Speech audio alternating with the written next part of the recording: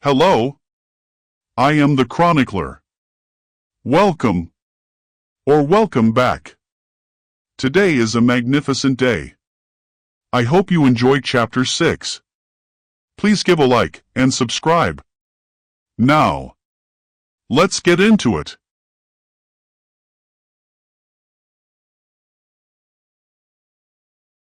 Chapter 6. Into the Crucible. Crossing the threshold into the Crucible, the team entered a space few could have imagined, one that would test everything they thought they knew about the artifact, and where its silent influence might awaken truths they were not prepared to face. The air carried the scent of cold metal and aged stone, a relic of the facility's military past now repurposed for research hidden from the world above. It was crisp, sterile, and untouched by time, yet alive with a faint, persistent hum of machinery, a subtle reminder that this place, though silent, was far from inert. Even as they stepped forward, the corridors seemed to breathe around them, patient and observing. The hall stretched before them in measured precision, branching into labyrinthine passageways marked with cold alphanumeric codes, no names, no labels, only the bare efficiency of a facility designed to contain knowledge, and perhaps danger. Overhead, segmented panels housed an intricate web of ventilation shafts, their low drone barely audible, like the steady pulse of a place alive just out of sight. Recessed alcoves held mounted security turrets, sensors glowing faintly red, silently observing each step. The smooth floors reflected the flickering sequence of overhead lights, casting restless shadows that shifted with the team's movement. Linda's eyes caught a light overhead that flickered briefly before stabilizing, and she muttered under her breath, "Old wiring, or something else?" Ben shivered, rubbing his hands together against the chill of the air. "Feels like this place hasn't seen many visitors in a while." Every step echoed against concrete walls, and every glance carried a quiet wariness. The Crucible was no longer simply a destination, it had become a measure of resolve, a threshold into uncertainty. Dr. Maya Patel, sharp-eyed and always in control, took the lead. She swiped her security badge at a panel, the door unlocking with a soft beep. The door's armored frame slid open with a hydraulic hiss, revealing the labs beyond, a sprawling chamber crisscrossed with overhead catwalks, support beams, and a lattice of exposed conduits pulsing with faint electrical energy.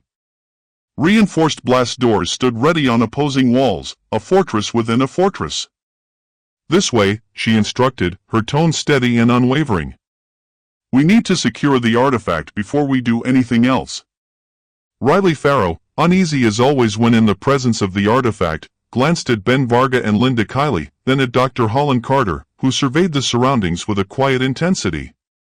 His eyes were inscrutable, and his posture suggested that the weight of their mission sat squarely on his broad shoulders. "This place looks like something out of a dystopian thriller," Ben muttered, his voice echoing through the hollow hallways. "Doesn't exactly scream welcome home." Carter's response was flat and calm. "It's not supposed to." They passed several closed-off rooms, their heavy doors reinforced with biometric locks. Riley glimpsed equipment through observation windows, monitors filled with unreadable data, machines buzzing with quiet intensity. Occasionally, a scientist in a white lab coat would glance up, their gaze lingering for a fraction of a second before returning to their work. The Crucible was a place for secrets. Linda, her brow furrowed in thought, leaned toward Patel. "How many people are stationed here?" Patel's lips pressed into a thin line, and her eyes flicked briefly to the others. "Few," she replied. "At any given time, each team operates independently. We don't ask about other projects." "That's comforting," Ben muttered under his breath. They reached a door at the end of the corridor. Patel pressed her hand to a scanner. A soft beep. The lock disengaged. The door slid open to reveal their assigned lab. The room was larger than Riley expected, filled with workstations, storage units, and diagnostic tools. A glass partition separated the main area from a vault-like containment chamber, its walls layered with energy-dampening composites designed for volatile power. Near the ceiling, emergency lighting cast long shadows over thick cables and reinforced air ducts, while motion sensors and high-frequency alarms watched every access point. Patel gestured toward a reinforced table. Put it there, inside the chamber.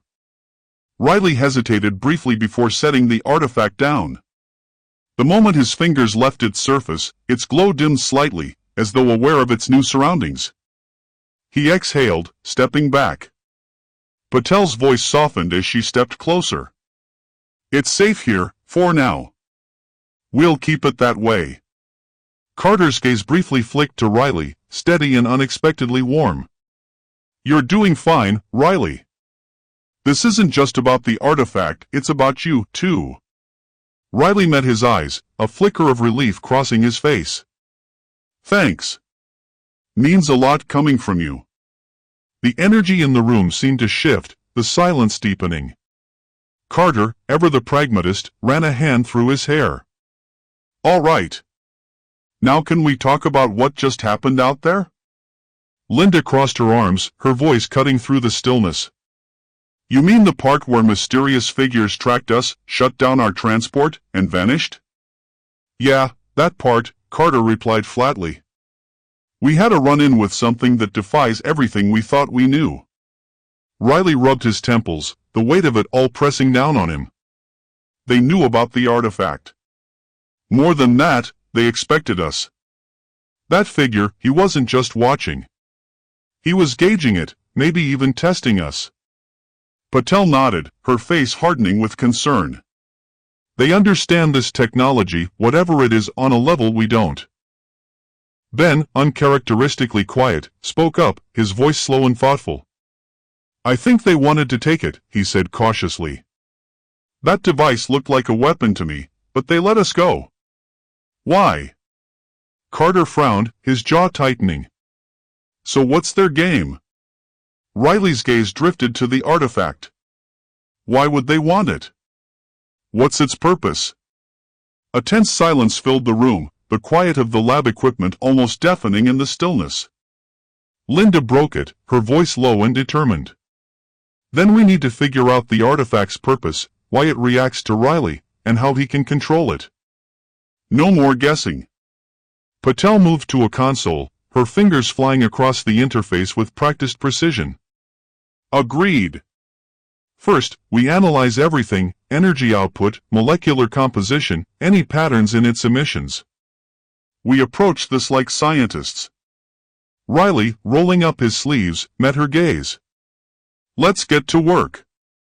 Later, after the first scans began, Patel powered up the main diagnostic system, and a thin metal arm extended over the artifact. A soft vibration filled the lab as the first scans began.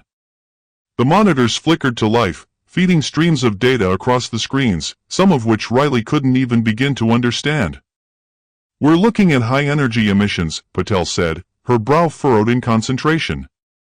Nothing we can identify, but we're seeing spikes in a frequency range that doesn't match anything in our databases. She frowned, leaning in closer. It's almost like, she hesitated, searching for the right words. Carter glanced at the readings. Like it's alive. Ben let out a low whistle. That's not creepy at all. Linda adjusted the settings on the electromagnetic spectrum scanner. I'll run a sweep across all known frequencies, see if we're picking up anything outside the visible range. She keyed in a command, and the screen shifted. Waves of color rippled across the display: infrared, ultraviolet, radio, gamma. And then, something strange. A new band appeared. Not part of the standard spectrum. Not something they had ever documented before. Ben squinted at the screen, a sense of unease creeping over him. What exactly are we looking at? Linda's fingers hovered over the controls, the weight of the discovery hanging in the air. This wavelength doesn't exist. Patel looked up sharply, her voice edged with disbelief. What do you mean it doesn't exist? I mean, nothing in modern physics accounts for this range of energy, Linda said slowly, her eyes wide. It's broadcasting something. But not in any way we understand. A heavy silence settled over the team, each person digesting the gravity of Linda's words. Carter exhaled, rubbing the back of his neck. This just keeps getting better. Before the neural connection test, Riley hesitated. Carter noticed and stepped closer, placing a steadying hand on Riley's shoulder. I know it's not easy. But we're right here with you, every step. Patel, fitting the neural interface headset, offered a rare, small smile, her voice steady and warm. You're stronger than you realize. And you're not alone in this. Riley drew courage from their support. All right. Let's do this.